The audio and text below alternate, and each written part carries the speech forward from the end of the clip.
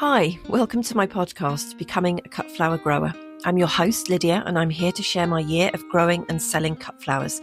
I'll be giving you the lowdown on everything I'm doing and sharing all the highs and lows, the good times and the inevitable disasters, all in real time. Join me on my cut flower journey, starting right now.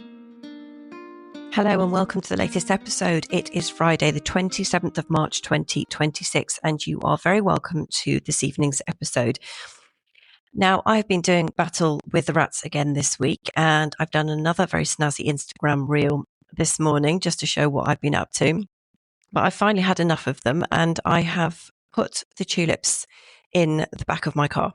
So that will completely and utterly thwart the rats, I hope. They're going to get onto that metal shed somehow with little tiny ladders and ropes and get up there and discover that there are absolutely no tulips left, because I am so tired of it, and you are probably equally tired of listening to it.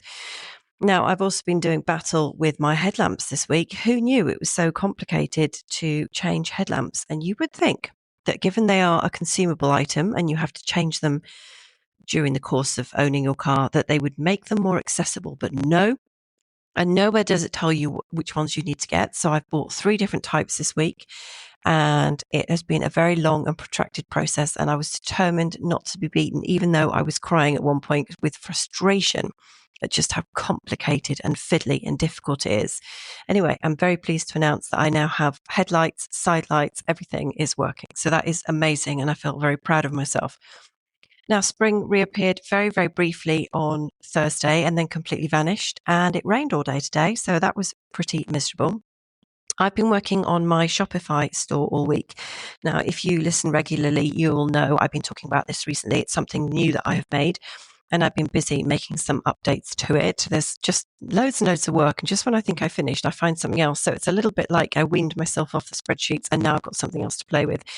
But following on from my meeting with my wedding and event florist, which was possibly last week or the week before, she gave me some feedback about the sorts of things that she would be looking to see on the website, things that would make it easier for her to purchase. So I've been adding things like stem lengths. Don't actually know how I didn't manage to include that the first time, but there we go. So I've been adding stem lengths and more tags, and I've been putting the flowers into collections as well. And also I've made a seasonal availability guide, which somehow, through the magic of technology, I have managed to upload onto the Shopify store as well. But all in all, it should make the whole back office process so much easier this year. I can't wait to actually start using it. Now, thank you very much if you have sent me a question for my wedding and event florist. This is an episode that I'm going to do in a few weeks' time, so you've still got time to send your questions. And trust me, there are no stupid questions.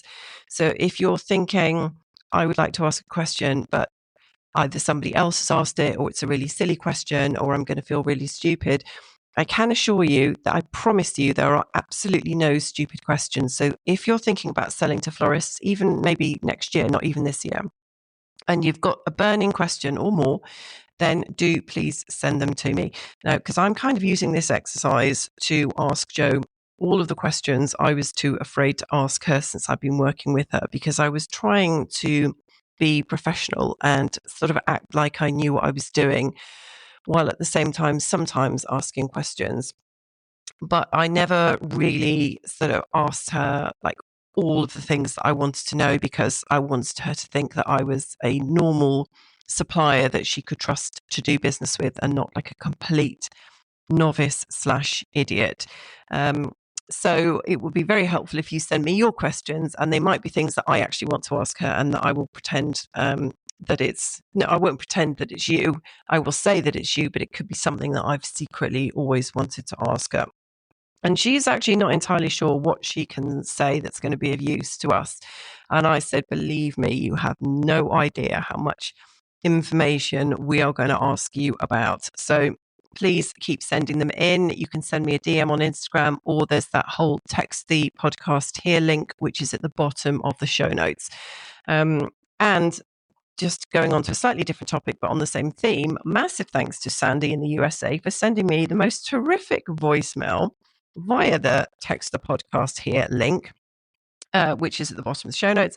I didn't even know I could get voicemail. So that's amazing. And I'm not sure if it's something that my podcast host has just started to introduce or whether it's the way that you do it. I think if you're on a phone and you click on the Text the Podcast Here link, you can either send a text message or a voicemail. But if you're listening through a desktop, like a laptop or computer or something, you only have the option to send a voicemail. So I'm still learning about all of this. I thought I knew what I was doing before I switched that setting on, but clearly not. But thank you, Sandy. It's absolutely wonderful to hear your voice, and it was such a wonderful message that you sent me. So yeah, hope all of that makes sense. Now, on the plot this week, everything is ticking along really nicely, apart from the peonies, which have kind of bolted and they've shot up. They've put on an enormous amount of growth. Not all of them. It's the new youngsters that I bought from J. Parker's. And they've put on so much growth that I've actually had to go and put some bamboo canes in and tie them up because the plot is quite windy. In fact, we've had a lot of wind this week. And quite a few things have blown over or fallen over, and I turn up at the field and there's just random stuff all over the place. So the peonies, as I say, I think it's the youngsters. I think they're very excited because the older peonies are just putting on really nice, short, fat stems, which is kind of what I'm after, whereas the youngsters are just all tall and leggy and blowing all over the place. The hens have eaten a whole bunch of dried hydrangea, which is very irritating. I actually bought it up from somewhere else and it was wet, the hydrangea. And I thought, where is the best place to dry these stems? So I practiced making my spiral tie bouquets, made these bunches, and didn't want to put them in Kylie's room because there's just not enough airflow in Kylie's room. I've discovered over the winter with these dried flowers going moldy. So I thought, I know, I'll put them in the main hen house, and they've got an entire section that's mesh, like really strong, thick mesh, not chicken wire. But it basically means it's really, really airy, and there's just a massive amount of airflow in there. So I tied all of these bunches up to the wire, and then went in the other day, and one of the bunches had fallen down, and the chickens had either eaten it or just scratched it to pieces. So absolutely nothing is safe up there. Speaking of the hens, Danger Bird actually will now eat from my hand. So this was, she was initially called Miss Piggy because she's the daughter of Piggy. And then she turned out to be like incredibly violent, which I put down to her hormones. I think it probably was. Bless her. Kermie has just been adorable since she was born, but Miss Piggy was an absolute demon, and I just ended up renaming her Danger Bird because she just was absolutely dangerous. And she'd come at me from a variety of different angles. Wherever I was, she'd just rush up and kick me. Anyway, I was determined to sort that out because we don't have violent birds up there. It's not safe. So I've been trying to woo Danger Bird with a variety of different things, and I've cracked that. So she'll now eat out of my hand, which is great. Also, great news that Lion hasn't kicked me all of this week. So that is amazing. And bless him, Kung Fu Moli, he ran straight into his own house this morning, which was really, I felt really sorry for him, but at the same time, I did have a bit of a chuckle because it was funny. The cockerels come out and they're like all guns blazing in the morning. They're so overexcited and they run round and they're just really, really silly. I love the enthusiasm with which they greet every day. In fact, this is one of the things I love about the hens is that they start every day like it's the first, best, most exciting day of their lives. They come out, they're all in a good mood. They've got a good appetite. They're literally just raring to go for the day. And it's so wonderful and refreshing. I wish I felt like that every day. But the cockerels come out like they're on drugs. I mean, it's absolutely crazy. You open the door and there's just craziness comes out. Anyway, Moley, bless him, nearly knocked himself out this morning because he has only got one eye. So his left eye has completely closed up as it hasn't been functioning for quite some time. And I thought he'd kind of sort of adapted to his surroundings. I try and keep everything the same for him. But he was so excited this morning, he ran straight into his house. And the ducks have started laying as well, which is also very exciting. And the funny thing about the ducks laying their eggs is that they literally just drop them wherever they happen to be. I swear, they probably don't even stop moving. I get the feeling like the eggs just literally fall out of their bottoms wherever they are. And when you contrast that with how the hens lay their eggs, now the hens will waste a good few hours queuing for a nest box. Even though they have multiple choices, they could go in a variety of different places. They always want to go in the same box. And if somebody else is in the box, then there's absolutely murders for hours. They'll just stand there, they'll cluck, they'll make a huge hoo-ha, and they'll just wait patiently. Sometimes they'll squeeze themselves in, but they will waste like a third of the day queuing to lay an egg, whereas the ducks just do not care. They will literally just pop them out wherever they happen to be. So that is everything that's been happening up on the plot. Everybody is very busy now.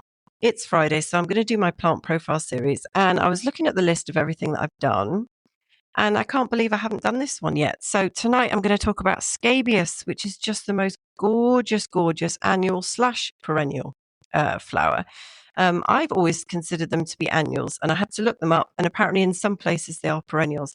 And I actually left half of mine in over the winter. I actually thought I would just protect the soil and might as well just leave the plants on them. And if they died, they died. Well, they didn't die. So I'm really kicking myself for digging the other lot up. I should have left everything in place, but I didn't. So always thought of them as annuals, but they can overwinter in some places. These guys were number 7 on my plant profitability list for 2025. So they were an unexpected hit, and I had never grown them before. Do you know, this is the funny thing. Some things that I think I know what I'm doing make a total mess of it. When it's something that I don't have a clue about and I go into it completely new, often turns out to be a real surprise. So maybe that says something actually about me. And the first time my mother saw these, she said, "Why are you growing stuff that you can find on the side of the road?" And I didn't actually have an answer for that because I didn't realize they were things that just grew on the side of the road. But I think mine were actually nicer than the ones that you find on the side of the road. So I grew blues and whites, and they were incredibly pretty. So pretty. I did not get round to staking them, which won't surprise you. But the result of that was that I had some really wonderful, bendy, twisty stems. They were absolutely fabulous. So I think I will probably just do the same thing this year and not bother staking, or maybe just stake half of them, because you can tell that you're having British cut flowers when you've got bendy, twisty stems. And I think if a florist has got a use for those kind of stems, they're going to absolutely love them, because all the imports are poker straight, terribly boring. We love bendy stems. Now, they're absolutely wonderful flower to grow for us cut flower growers, because they have a really long season, really, really long season. I can't actually remember when mine started flowering, but they were still going in October. Really, really good value for money. They're cut and come again as well, so you just keep cutting them. They just keep putting up new stems. The flowers were just super, super pretty. And the more you look at them, the closer you get to them and like really look at them, they're just gorgeous. And also the seed heads are very pretty. So all the ones I didn't sell, I dried them, and some of them have survived over the winter. Some of them went moldy again, which is going to be a bit of a problem with Kylie's room. It's Scabious stellata, which is the one that you want for the very, very pretty dried. They're not really pods, but like the dried seed heads that you get. The flowers have got an excellent vase life, and they're just very light and airy and floaty, and just so incredibly pretty. And I have seen, what have I seen? I've seen a pink one, but then what I ended up buying was for 2026 is Fondant Fancies, which is a mix of sort of different pastel shades, and they look absolutely stunning. I'm beyond excited to see what they're like. Now, I know that they're popular with the florists. I didn't sell as many as I should have done last year because I didn't get my timings right. So whenever my wedding and event florist wanted something, and she did want blues last year, I didn't seem to have anything ready at that given point. But that aside, generally speaking, they are perfect for adding a bit of movement, some texture, and just general prettiness. And I think they just look expensive. They just look very, very classy. They originate in the Mediterranean, Southern Europe. So that tells you that they're like a free draining soil, which is certainly what I have on the plot. Very easy to sow. They are, I didn't have any difficulties germinating them last year whatsoever. They were just like one of the easiest things that I actually grew. And as long as you keep cutting them, you'll keep getting fresh stems. And I'm going to do a batch of seeds every few weeks this year.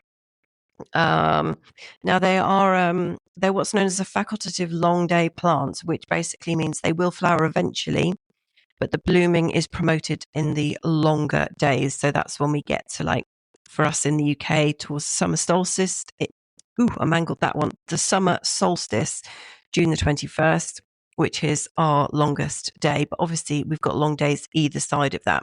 But they will bloom anyway. And as I say, mine were blooming in October when the days were very clearly shortening quite rapidly at that point. They need to be harvested between the button stage and when they're 1/3 open. Now, I remember selling mine way more open than that last year, but that is because I'm selling to a wedding and event florist and she wants everything that she gets from me to be ready, because she gets her orders from me much closer to the event and she's not got 4 days to wait for all my things to be open. So that's why I cut mine at different stages. And this year, my first batch anyway, germinated in 6 days on a heat mat in the greenhouse. So I am not sure what the second batch has done yet, but I'll be putting some more batches on the go so that I have a whole series of Scabious going throughout the year. And then I will leave as many as possible in the ground over the winter and see what happens. And also it'll be interesting to see how last year's plants flower this year, having got through the winter. That will be, that will be quite interesting to see, actually, and compare it with the seeds that's newly grown. That's everything that I wanted to talk to you about tonight. I hope you've enjoyed the episode, and I also hope that you have a wonderful weekend. Also, I'd like to apologise for the terrible audio quality. I do not know what happened tonight. I did switch my speakers about a quarter of the way through in the hope that it would sound better, and it really didn't. So I'm really sorry about that. I may well have to get myself some new speakers because the quality tonight has been awful and I won't be able to record it and for it to sound the same as I've said it the first time. So I hope you understand and you bear with me. Sorry about that. Please do come back and join me for the next episode on Tuesday. You are always very welcome.